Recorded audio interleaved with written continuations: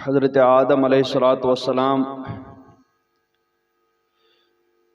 की ताज़ीम व तकरीम का मरहला तय हुआ और उसमें इब्लीस की खबासत ज़ाहिर हुई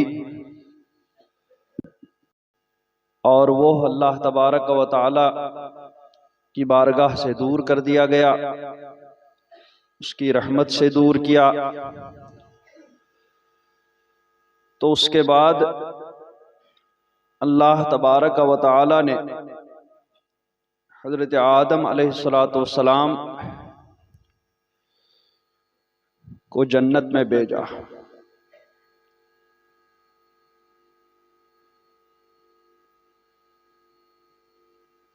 और फरमाया कि वक़ुलना या आदम उस्कुन अंत व ज़ौजुकल जन्नह,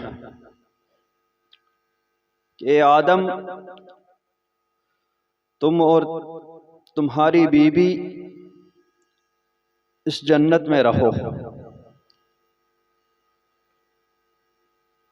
अब अल्लाह तबारक व तआला ने खिताब दोनों से फरमाया कि आदम तुम और तुम्हारी बीवी इस जन्नत में रहो। इससे बाद मुफस्सिरीन किराम ने ये नतीजा निकाला कि हज़रत आदम अलैहिस्सलातु वस्सलाम कि जन्नत में तशरीफ़ ले जाने से पहले ही हज़रत हव्वा रज़ियल्लाहु ताला अन्हा भी पैदा की गई थी। इसीलिए दोनों को खिताब किया गया कि तुम और तुम्हारी बीवी जन्नत में रहो। लेकिन बाकी मुफस्सिरीन फरमाते हैं कि नहीं, जब हज़रत आदम अलैहिस्सलातु वस्सलाम को जन्नत में दाखिल फरमाया गया तो उन्हें तन्हाई महसूस हुई, तो उन पर नींद तारी की गई और उसी हालत में उनकी बाईं पसली से हज़रत हव्वा रज़ियल्लाहु ताला अन्हा की को पैदा किया गया, इस तरीके से कि उन्हें उसका एहसास भी नहीं हुआ। उलमा फरमाते हैं कि अगर हज़रत आदम अलैहिस्सलातु वस्सलाम की बाईं पसली से हज़रत हव्वा रज़ियल्लाहु ताला अन्हा को पैदा करने में हज़रत आदम को कुछ भी तकलीफ हुई होती तो बीवी के साथ या औरत के साथ मर्द की ये शफकत दिखाई न देती। तो चूंकि उन्हें बिल्कुल उस तकलीफ का एहसास नहीं हुआ कि उनसे किसी और जान को पैदा किया गया, तो इसलिए मर्द की शफकत औरत के साथ उसी वक्त से हुई। जब आंख खुली तो देखा कि वहां पर उन्हीं के जैसा आज़ा रखने वाली, उन्हीं के जैसी आंखें, उन्हीं के जैसे हाथ, उन्हीं के जैसा जिस्म। तो उनसे पूछा कि आप कौन हैं? तो उन्होंने कहा कि मैं भी आपकी तरह ही एक इंसान हूं। और उसके बाद बाज़ मुफस्सिरीन किराम ने फरमाया कि जो ही हज़रत आदम अलैहिस्सलातु वस्सलाम ने उनके करीब होना चाहा तो उन्हें अल्लाह तबारक व तआला की जानिब से इरशाद हुआ कि तुम हव्वा के करीब तब तक ना जाओ जब तक कि उसका महर अदा ना करो। उन्होंने अर्ज की कि परवरदिगार, महर क्या अदा करूं? तो अल्लाह तबारक व तआला की जानिब से हुक्म हुआ कि मेरे महबूब सल्लल्लाहु अलैहि वसल्लम पर तुम दुरूद शरीफ भेजो, यही तुम्हारा महर हो गया। इस तरीके से हज़रत आदम और हज़रत हव्वा के दरमियान कुर्बत हुई। तो फिर अल्लाह तबारक व तआला की जानिब से ही यह हुक्म हुआ कि अब तुम और तुम्हारी बीवी इसी जन्नत में रहो, इसी जन्नत को अपना मस्कन बनाओ। और वकुला मिन्हा रगदन हैसु शितुमा, इस जन्नत में जहां तुम चाहो बेरोक टोक के खाओ, किसी भी चीज से तुम्हें मना नहीं, कोई भी फल खाने से तुम्हें मना नहीं। इस जन्नत की हर चीज तुम इस्तेमाल कर सकते हो, लेकिन वला तकरबा हादिह शजरा, लेकिन इस दरख्त के करीब ना जाना कि फतकूना मिनल ज़ालिमीन, अगर इस दरख्त के करीब गए तो तुम जुल्म करने वालों, हद से बढ़ने वालों में से हो जाओगे।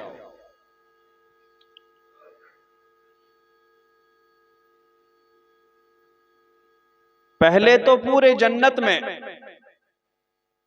जो भी इस्तेमाल करने की चीजें, जो भी फल खाने पीने की चीजें, सब चीजें उनके लिए मुबाह कर दी गई, ताकि बाद में ये उज़्र न रहे कि परवरदिगार मैंने उस दरख्त से इसलिए खाया क्योंकि मेरे पास और कोई चारा नहीं था। इसलिए पहले उन्हें सारी चीजें मुबाह कर दी गई, सारी चीजें खाने की इजाजत दी गई। उसके बाद उनसे फरमाया गया वला तकरबा हादिह शजरा। बहुत ज्यादा मुबालगे के साथ अगर किसी चीज से मना करना हो तो कहा जाता है कि इसके करीब भी मत जाना, तो ये मत करना, और दूसरा इसके करीब भी ना जाना। तो हजरत आदम अलैहिस्सलाम को इसी तरह से मना किया गया कि ला तकरबा हादिह शजरा, इस दरख्त के करीब भी ना जाना। अगर तुम इस दरख्त के करीब गए तो खुद ही अपने ऊपर जुल्म करने वाले बन जाओगे। कैसे कि इस दरख्त से करीब होते ही, इस दरख्त को इस्तेमाल करते ही जिस ऐशो आराम में तुम हो, ये सारा ऐशो आराम यहीं रह जाएगा और तुम यहां से चले जाओगे। तो गोया उस दरख्त से खाना, उस दरख्त के करीब हो जाना, यह जन्नत से दूरी का सबब था। अब वो दरख्त कौन था, किस चीज का वो पेड़ था? उलमाए किराम ये फरमाते हैं कि इस पर हमारा ईमान मौकूफ नहीं है, इससे हमारा उखरवी नफा वाबस्ता नहीं है, इस वजह से उसको मुअय्यन करने की कोई हाजत नहीं। और बाज़ उलमा पिछली किताबों को सामने रखते हुए यहूदी और नसरानी उलमा की बातें सुनते हुए, किसी ने कहा गेहूं का दरख्त था, गेहूं का पौधा था, किसी ने कहा अंगूर, किसी ने कहा खजूर, और बाज़ उलमा ने फरमाया कि वो ऐसा दरख्त था कि जन्नत के जितने भी दरख्तों के फल थे उनके खाने से पेट में गिरानी महसूस नहीं होती, उनके खाने से पेशाब बौलो बराज की हाजत महसूस नहीं होती, बल्कि वो ऐसे ही हजम हो जाते हैं और पता भी नहीं चलता। लेकिन ये पेड़ ऐसा था कि इसके खाने से गिरानी महसूस होती है। जिस तरीके से दुनियावी फल और दुनियावी सब्जियां और दुनियावी चीजें खाने से पेट में गिरानी महसूस होती है और बौलो बराज की हाजत पड़ती है, तो ये पौधा ऐसा ही था। जन्नत के बाकी पौधों से अलग थलग था। यह पौधा खाते ही पेट में गिरानी महसूस होनी थी।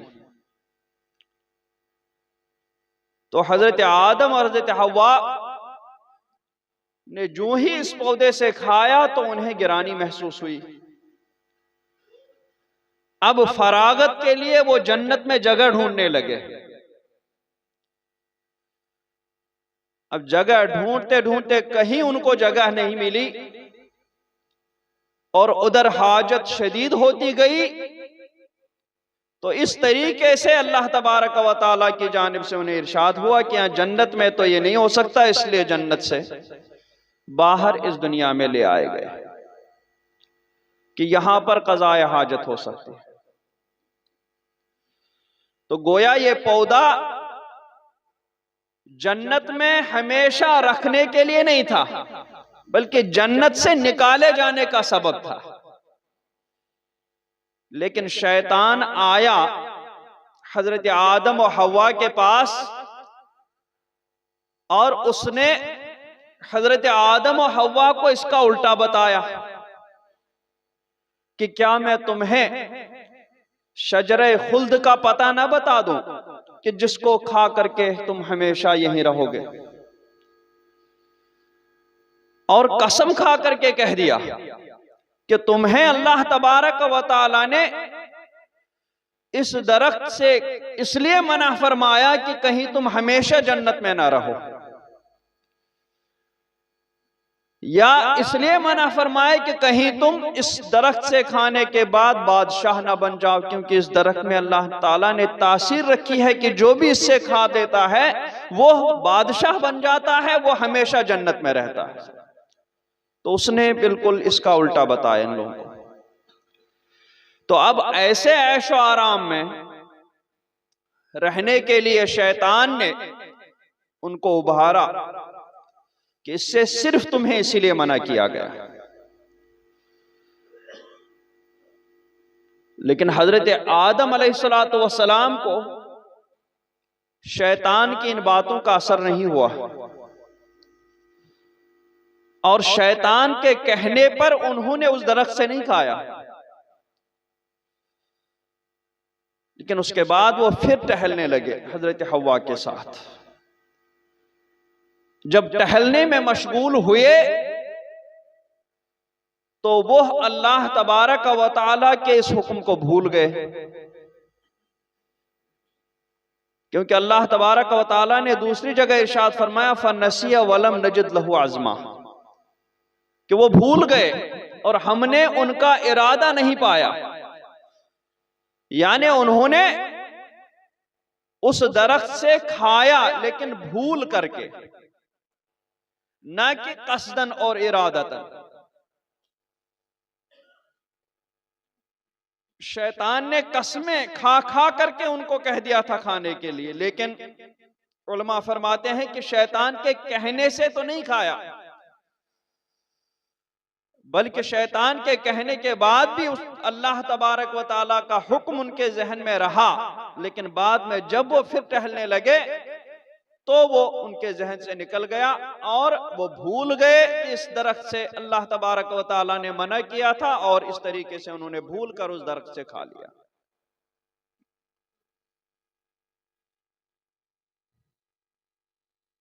अल्लाह तबारक व तआला फरमाता है कि फ़अज़ल्लहुम अश-शैतानु अन्हा फ़अख़रजहुमा मिम्मा काना फ़ीह, कि शैतान ने जन्नत से उन्हें लग़्ज़िश दी और जहां रहते थे वहां से उन्हें अलग कर दिया। अब एक और बात यहां यह है कि शैतान उनके पास आया कहां से था। शैतान को तो पहले ही दूर कर दिया गया था, तो वो जन्नत में दाखिल होकर के हजरत आदम हजरत हव्वा को कैसे लग़्ज़िश देने लगा। बाज़ उलमा फरमाते हैं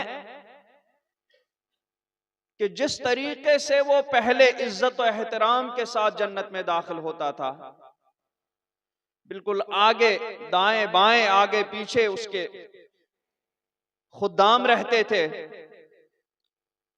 और शानदार तरीके से वो जन्नत में उसका दाखिला होता था, अब उस तरीके से नहीं होता था।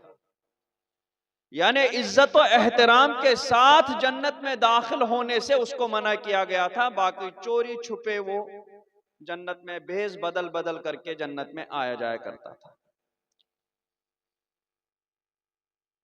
तो इस तरीके से वो भेष बदल करके जन्नत में आ गया। अब भेष कैसे बदली? बाज़ उलमा फरमाते हैं कि उसने खुद अपनी शक्ल दूसरी कर दी और जन्नत में दाखिल हो गया तो जो खाजिन है वो पहचाने नहीं। और बाज फरमाते हैं कि नहीं, उसने कई जानवरों से, जन्नत में आने जाने वाले जानवरों से गुजारिश की कि मुझे भी साथ ले जाओ, लेकिन किसी ने उसको साथ नहीं लिया। आखिरकार एक सांप आया, तो उस सांप के मुंह में जाकर के वो सांप जब जन्नत में आ गया तो इस तरीके से उसके मुंह के अंदर से वो भी जन्नत में आ गया। और फिर हजरत आदम अलैहिस्सलाम और हजरत हव्वा रज़ी अल्लाह ताला अन्हा से बातें करने लगा। बाज़ उलमा फरमाते हैं कि नहीं, जन्नत में उसका दाखिला बिल्कुल बंद हो चुका था, न वो उसमें खुल्लम खुल्ला आ सकता था और ना ही चोरी छुपे, बल्कि उसने वसवसे के जरिए हजरत आदम और हजरत हव्वा को लग़्ज़िश दी, और वो वसवसा दूर रह करके भी डाल सकता है। बाज़ फरमाते हैं कि नहीं, हजरत आदम हजरत हव्वा टहलते टहलते जन्नत के दरवाजे के करीब से गुजरे तो शैतान जन्नत के दरवाजे के बाहर खड़ा होकर के उनसे बातें करने लगा और उन्हें कसमें दे दे करके वो लग़्ज़िश दी। तो इस तरीके से शैतान हजरत आदम और हजरत हव्वा को लग़्ज़िश देने में कामयाब हो गया। अब जब लग़्ज़िश दी और हजरत आदम अलैहिस्सलाम ने उस दरख्त से खा लिया, अब चाहे भूल करके खाया, लेकिन भूल करके खाने का भी कोई असर नहीं हुआ, क्योंकि उस पेड़ के अंदर जो तासीर थी उसने अपनी तासीर दिखा दी। जहर है, उसको कोई जानबूझ करके खाए या कोई भूल से खाए, वो अपना असर दिखा देता है, आदमी मर जाता है, क्योंकि अल्लाह ताला ने उसके अंदर वो तासीर रखी है। तो ऐसे ही इस दरख्त में अल्लाह तबारक व तआला ने वो तासीर रखी थी, तो अगरचे हजरत आदम ने जानबूझ करके नहीं खाया, भूल करके खाया, लेकिन उस दरख्त ने अपनी तासीर दिखा दी। पेट में गिरानी महसूस हुई, फरमाया गया कि क्या तुम्हें मना नहीं किया गया था? मना किया गया था। अब मना करने के बावजूद भी भूल ही से सही जब खा लिया तो अब तो यहां से बाहर जाना ही पड़ेगा। बाज़ उलमा फरमाते हैं कि नहीं, हजरत आदम यानी दूसरे जवाबात भी कि हजरत आदम अलैहिस्सलाम ने पेड़ से इसलिए खा लिया, वो समझ रहे थे कि शायद एक मुअय्यन पेड़ से मना किया गया, हालांकि वो पूरी जिन्स से मना किया गया था, यानी उस किस्म के सारे पेड़ों से मना किया गया था। तो अल्लाह तबारक व तआला ने जो ही उन्होंने उस पेड़ से खा लिया, तो अब बदन पर जो लिबास था वो लिबास भी उतर गया। अब वो अपने बदन को, अपना सत्र छुपाने के लिए इधर उधर भागने लगे। तो अल्लाह तबारक व तआला ने फरमाया वकुल नहबितू, हमने कहा उतर जाओ नीचे, जहां का तुम्हें खलीफा बनाया गया था। गोया ये दरख्त ये भी उसी तदबीर ही का एक हिस्सा था, क्योंकि फरिश्तों से तो फरमाया था इन्नी जाइलुन फिल अर्दी खलीफा, मैं जमीन में खलीफा बनाने वाला हूं, तो जमीन के खलीफे को जन्नत में आबाद क्यों, किस हिकमत के तहत किया गया? तो यही अल्लाह रब्बुल इज्जत की तदबीर थी कि जन्नत में भेजा, जन्नत दिखाई, जन्नत की आसाइशें दिखाई, जन्नत की नियामतें दिखाई, और फिर उसके बाद उसी जन्नत से उस पेड़ की करीब जाने की वजह से इस दुनिया में उतारा गया, जिसका उन्हें खलीफा बनाया गया था। सल्लल्लाहु तआला अला खैरि खल्क़िही मुहम्मद व अला आलिहि व सहबिही अजमईन। सब बंदी कर ले आप हज़रात, हुजूर कायद मिल्लत तशरीफ ला रहे हैं, सफ़े दुरुस्त कर ले, सफ़े दुरुस्त कर ले, ये जगह खाली है।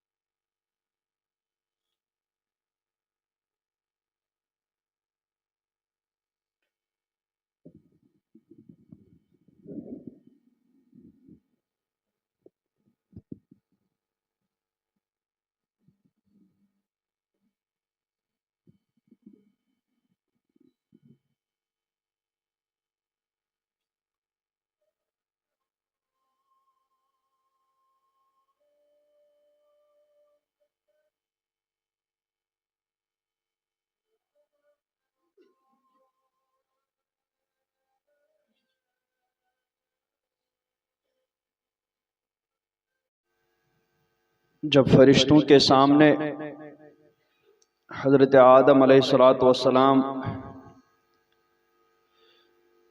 की ताज़ीम व तकरीम का मरहला तय हुआ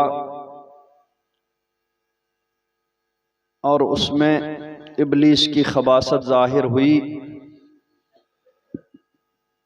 और वो अल्लाह तबारक व तआला की बारगाह से दूर कर दिया गया, उसकी रहमत से दूर किया। तो उसके बाद अल्लाह तबारक व तआला ने हज़रत आदम अलैहिस्सलातु वस्सलाम को जन्नत में भेजा